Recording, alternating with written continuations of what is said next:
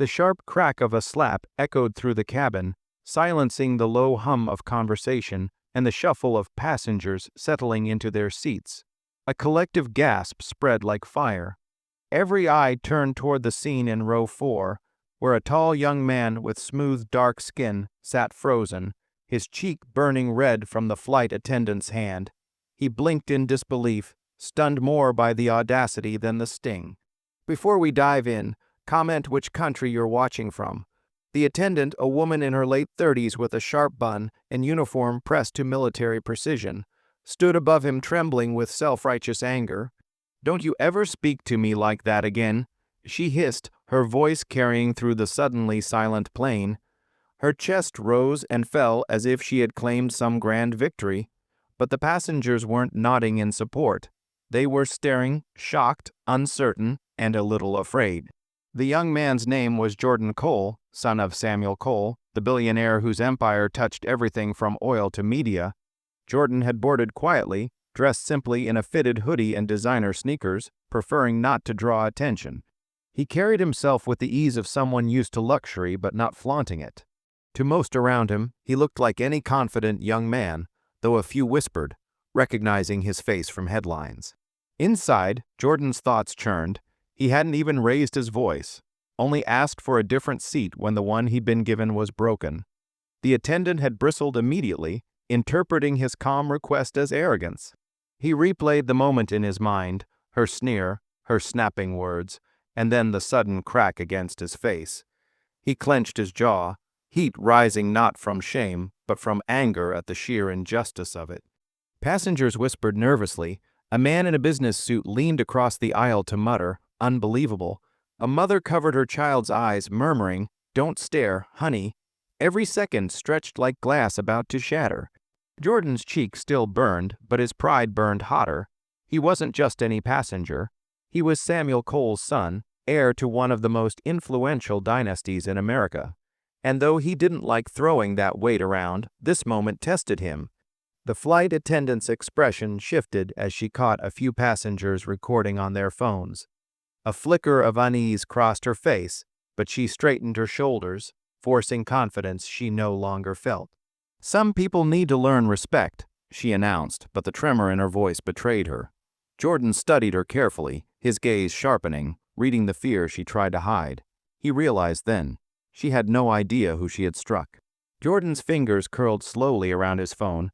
His father had once told him, "Power isn't in shouting, it's in silence, the kind that makes the other side sweat."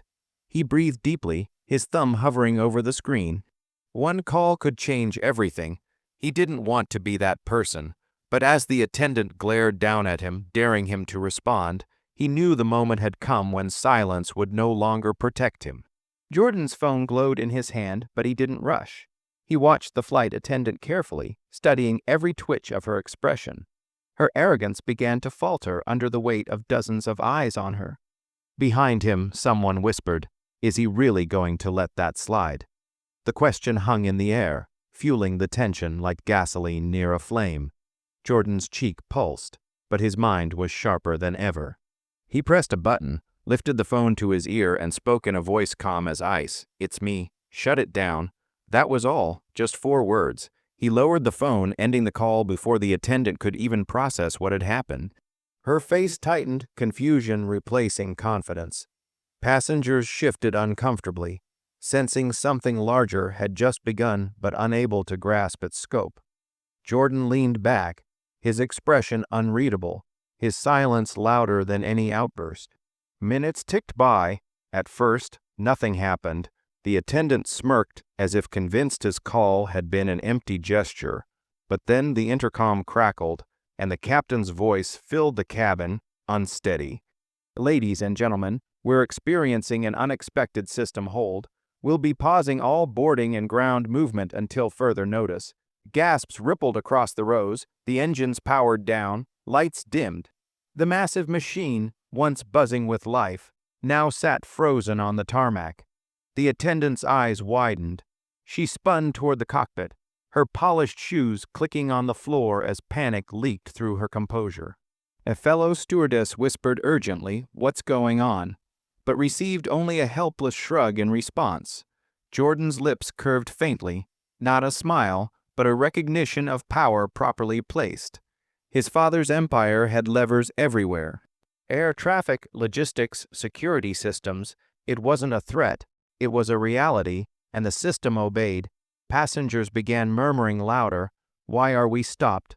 Is this safe? What's happening? The cabin buzzed with nervous energy. Jordan sat still, his calm unsettling in the chaos. He thought of his father's words again. Never raise your hand when you can raise the world around you. The attendant, suddenly pale, approached Jordan with stiff, hesitant steps. Her voice wavered now, stripped of confidence. What did you do? He looked up at her slowly, his gaze piercing. You wanted respect, he said softly, each word measured, deliberate. Now you'll learn what it costs to disrespect the wrong person. The words weren't shouted, yet they landed heavier than the slap she had given him. A tremor ran through her fingers as she backed away, her entire body betraying the fear that had taken root in her chest. Passengers leaned forward, transfixed, caught between awe and dread. Just then, a tall man in a Navy uniform, airport security chief, entered the plane with brisk, authoritative steps. He scanned the cabin, his eyes locking instantly on Jordan.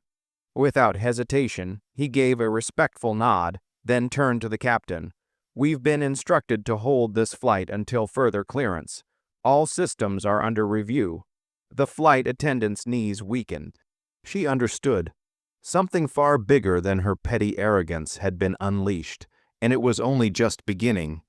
The silence inside the aircraft grew unbearable, stretching into minutes that felt like hours. Passengers fidgeted, whispering nervously, while Jordan sat in absolute composure, his gaze fixed ahead as if already beyond the moment. The attendant paced near the galley, wringing her hands. Sweat collected at her temple, smearing the perfect sheen of her makeup. She replayed the slap in her mind, how satisfying it had felt in her burst of anger, and realized now it had been her undoing. The security chief moved closer to Jordan, speaking in a low, respectful tone.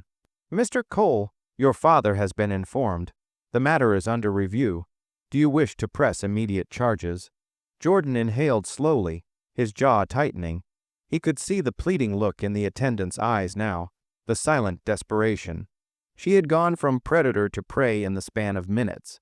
A part of him wanted to let her drown in fear, but another part, the side his mother had nurtured, whispered of restraint. Passengers were restless, their curiosity eating them alive. Phones recorded from every angle, capturing history in real time. Jordan finally spoke, his voice carrying steady authority. I don't need her arrested here. Let her walk off this plane, but make sure her record follows her. Actions have consequences, even when you think no one's watching. The security chief nodded firmly, jotting a note. Justice, delivered not with handcuffs but with permanence. The attendant's lips trembled. She opened her mouth to speak, but no words came. She wanted to apologize, to beg, to undo the moment that had rewritten her career and her life. But Jordan's steady gaze silenced her. He didn't need her apology. He needed her to remember, and that memory would haunt her far longer than any prison cell could. He looked away, signaling the end of her relevance. Slowly, the plane came back to life. Lights brightened, engines hummed, and the captain announced clearance had been restored. Passengers let out a collective sigh of relief, though many still glanced toward Jordan with new respect. They had witnessed power in its quietest, most terrifying form, not shouted, not flaunted, just executed with precision. The slap had been public, so had the lesson. Jordan leaned back in his seat, pulling his hood over his head. He closed his eyes, but his mind remained alert, reflecting on the weight of the moment. His father would call soon, no doubt with words of pride and warning. Power wasn't for vengeance. It was for justice. And tonight, justice had been served. As the aircraft taxied forward, Jordan felt the eyes of strangers on him. He didn't mind. Let them watch. Let them remember. The slap that had started as humiliation had ended as revelation for everyone aboard. Some would see fear, others would see fairness, but all would know. Some names carried silence strong enough to stop the world. Moral takeaway: power isn't in violence, it's in restraint, in knowing when to act and when to let the system speak for you. If you enjoyed this story, don't forget to like, share, and subscribe for more. And tell me in the comments, what would you have done if you were in Jordan's seat?